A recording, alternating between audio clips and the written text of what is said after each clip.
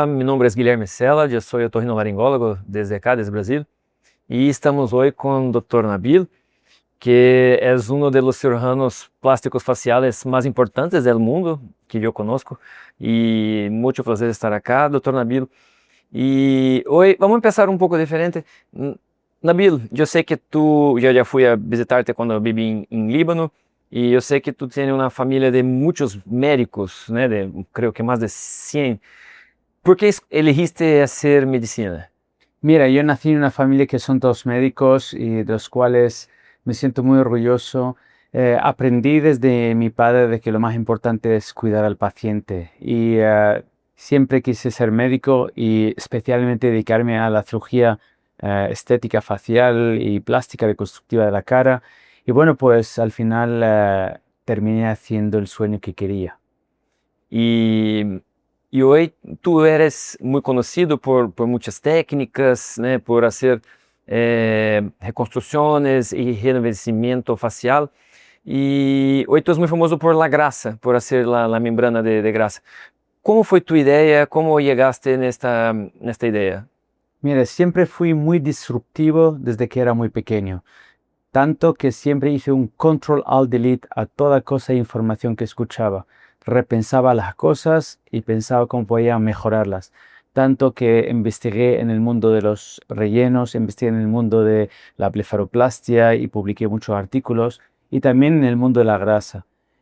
Un día pensé, ¿y por qué la grasa no puedo yo crear una membrana que puedo yo suturar y crear, resolver con ella cosas? Porque la grasa tenía un problema. Yo tenía que inyectarla y no la podía fijar a un sitio. Y pensé, ¿y si mezclo PRF con nanofat o microfat, podría crear una membrana de grasa? Y te criaste y hoy es muy conocido por esto y por eso también cambió la medicina y ayuda a muchos pacientes, ¿no? Y yo ya hizo una vez que te dije y me ayudó mucho con un caso. Y hoy, ¿en cuáles son los mejores pacientes para que tú ves la aplicación de la membrana? Mira, he hecho mucha investigación, tanto que es mi tesis doctoral, y empecé antes de indicar a los pacientes, quise saber qué hace la membrana de grasa. Y vi que el primero regeneraba tejido, y eso lo publiqué en un artículo en la Static Plastic Surgery. Lo segundo, quise también ver cómo se realiza la membrana de una forma mejor, y tuve que investigar para saber el G' de la membrana de grasa. Luego empezamos a investigar y ver si tenía efectos antibactericida.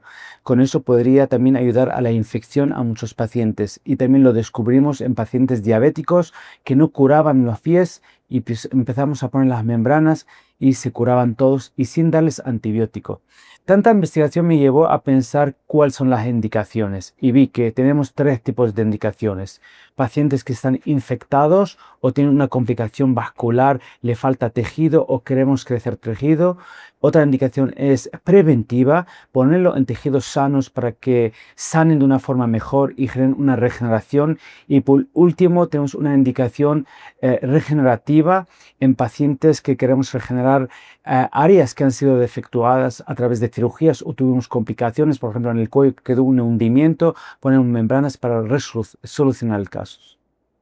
And Nabil, let me ask you, some patients ask us about the implications in rhinoplasty. So what do you think about the rhinoplasty, not just the recover the necrosis or in other cases? What do you think? So for rhinoplasty, in fact, que es en español en inglés. ¿Cómo quieres? Pode ser em inglês. Em Daí vai ser mesclado, né? Sim. Okay. Depois. And rhinoplasty has a lot of indications. In fact, Dr. Alessandro Martins, Froilan Paez, Christian Cordero were first of these surgeons worldwide who accepted the idea, and they started using in primary rhinoplasty as a preventive method, reconstructive rhinoplasty to cure fast the problems. As we have seen in septal perforations and necrosis of the columella by Dr. Christian Cordero, also in tip nose surgery to cover the tip in fifth time or sixth time. As you know, Dr. Frampaz does a lot of revision rhinoplasty and one of the most expertise worldwide. And they found that putting the membrane accelerates the healing and reduces the risks. And do you, e tu usas também em outras cirurgias de face também, blefaroplastia, cirugía de cuello, en todo facelifts? Muy buena pregunta. Casi lo uso en todos lados. Le cuento. Pues mira, en blefaroplastia superior a veces hacemos para el contorno si necesitamos más grasa. En blefaroplastia inferior cubro mucho el tejido si me falta defecto graso, dado que prefiero poner una membrana de grasa y suturarla que poner lipofilling que no tengo control donde se pone la grasa. También la usamos en facelift, en áreas del cuello o en áreas posterior a la oreja donde el tejido suele no curar del todo bien para garantizar el éxito. Y no solo eso, también en temple lifts a veces ponemos en zonas para que le dé al pelo más sustentación. Como bien conocéis, también la grasa tiene adipose-derived stem cells, células madre de grasa que pueden regenerar. Entonces está usando en muchos de los pacientes que hace cirugía, porque tú tienes casos muy complejos, ¿no? Todavía. Entonces, en casi todos los pacientes hoy usas. Sin duda, además mi hermano es cirujano plástico, se dedica a la mama, también ahí está usando. Mi mujer es endocrinóloga, se dedica al mundo de la diabetes, también pie diabético y también usamos. Fíjate que se ha ido más de la cirugía plástica, se ha extendido hasta otras áreas, tanto que ahora los traumatólogos han empezado también en cirugía del pie. And do you think it's accessible for all the professionals to perform the technique is very easy, or it's complex how to do this? So the technique, in fact, is very easy. All you need is a system you need to do liposuction for the fat. So any surgeon, technically, it's an easy step. You don't need too much fat. It's a little type of fat. Also, you need to get blood samples. Any nurse can do this for you, mixing PRF and nanofat in one. So I created a system to help surgeons have an easy, accessible models to do the nanofat membranes. But the secret is not only in the system. The secret was, and that's what made the many surgeons worldwide to try to do nanofat membrane and fail. I found that it's only you can be able to do fat membranes if you do from 1350 G to 1400 G speed on the centrifuge machine. And I found not all centrifuge machines can get to this G prime. And that's why I discovered this, I published it, and knowing the basic science of doing nanofat membrane, it's accessible to any specialty worldwide. I think it's the future. I was super happy to be invited to be part of a chapter of fat grafting book from Dr. Amin Khalej, which he wanted to write the history of nanofat and microfat membrane. And in fact, started in 2019. Then COVID came. I just stopped the investigation, as we know. Then in 2020-21, I started talking to Lisandro. It's very nice to see how stories advanced. And then after this, in 2023, I started talking with my friend Dr. Nazari, and we start investigating and thinking how we can do much more science and investigate more. You know, this investigation requires finance, requires money, requires time, requires patience. We put everything from our own pocket to help medicine improve and get much more knowledge for that. And then there they come, Christian Cordero and Frolan Paez, who just pushed more, showing everywhere in the world. And then I'm very happy to see Dr. Sella also did, and possibly Dr. Maeda, and all the world are doing nanofat membranes. Very proud for that.